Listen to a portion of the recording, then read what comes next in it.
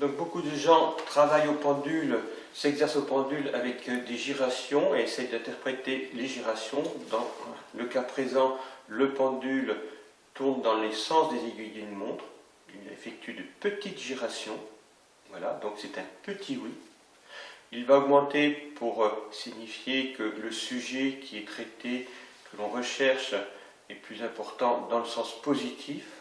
Voilà, donc on va dire que c'est un oui moyen, mais c'est selon l'interprétation de chaque opérateur et selon le fluide de magnétisme de chaque opérateur. Et là, il s'agit d'une gyration très positive, excellente.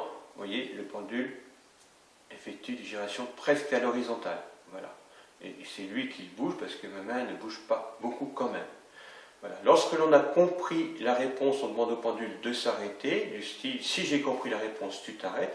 Et là, maintenant, pour la démonstration, il va effectuer de même une petite gyration, c'est-à-dire que c'est un petit non, une petite obstruction dans un projet, dans un trajet, etc. Un non plus ou moins important, voilà, il accélère pour confirmer, et un non encore plus important pour signifier qu'il ne faut, encore une fois, dans un projet, un achat, il y a une problématique qu'il faut rechercher, d'où là le problème de faire des recherches où il faut quand même être habitué à effectuer des recherches et avoir des listes de paramètres, parce qu'on ne peut pas penser toujours à tout dans une recherche. Et donc là, il va accélérer pour indiquer un non important. Ça, c'est l'interprétation des gyrations. Mais malgré tout, ce n'est pas, à moins d'être radiciste expérimenté, ce n'est pas suffisant dans l'affinage de la réponse. D'où la conception de certains supports de recherche et les gyrations vont se transformer en pourcentage. Le pendule va effectuer des va-et-vient et là on reprend. En l'occurrence, nous avons un support de recherche qui va de 0 à 100% ainsi que de 0 à moins 100%, ce qui permet d'avoir des réponses beaucoup plus fines et plus rapides. Et en reprenant les mêmes gyrations, la première gyration positive, petite gyration positive, correspond au pendule. Comme vous pouvez le voir, le pendule se cale en rapport à cette gyration que vous avez pu voir tout à l'heure, entre 20 et 25%. Une gyration ou une réponse plus positive, donc on va passer entre 50 à 60%, mais c'est beaucoup plus rapide dans les réponses. Et là, une gyration très positive, le pendule le confirme, on passe à 100%, voire plus. De même, faites bien préciser, dans les gyrations négatives, on se retrouve à l'identique, mais en négatif, ce n'est pas positif, c'est négatif à moins 25%, donc il y a un bémol, ça ne veut pas dire que c'est très mauvais. Dans la deuxième réponse pendulaire en gyration négative, on retrouve l'équivalent en pourcentage à moins 50, moins 60%, et dans la dernière réponse négative, la troisième, dans les gyrations, on passe à 100%. Voilà les interprétations qui sont beaucoup plus rapides et fiables et que l'on peut davantage interpréter. Et en finale, le pendule peut confirmer que ça dépasse les 1% d'une situation délicate, conflictuelle, voire mauvaise ou dangereuse.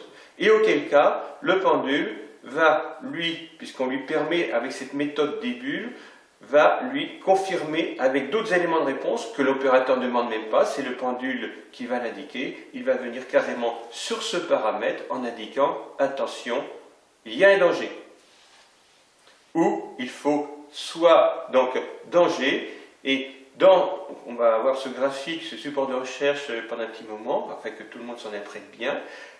Le pendule peut sélectionner plusieurs éléments dans une bulle ou sur plusieurs bulles. Donc il ne faut jamais arrêter un pendule dans ses sélections. Il faut lui demander « tu t'arrêtes » lorsque la sélection est terminée. Donc là il indique « danger » dans un premier temps et il va sur « annuler » pour confirmer. Il faut annuler la situation, le projet, l'achat ou le sujet bien sûr traité. Voilà. Donc pendule fait des gyrations importantes, il se libère.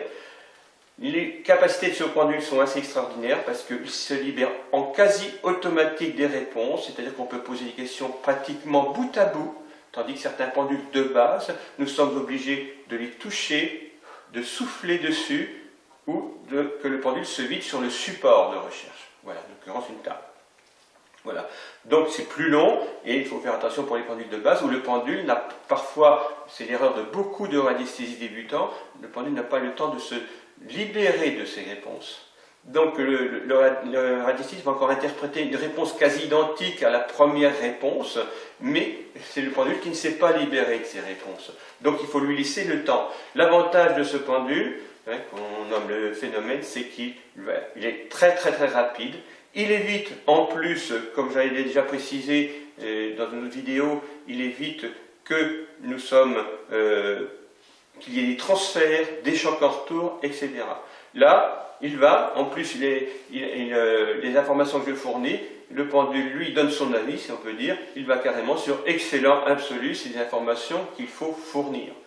L'avantage de ce support de recherche, nous pouvons avoir, même en étant radiesthésiste confirmé, nous pouvons avoir par exemple une réponse à 70-90% positive, d'accord, mais il y a un petit peu un doute. Et auquel cas, afin de gérer aussi l'autosuggestion, il faut prendre l'habitude, là il m'a dit que 70-80% positif, et il me confirme avec excellent.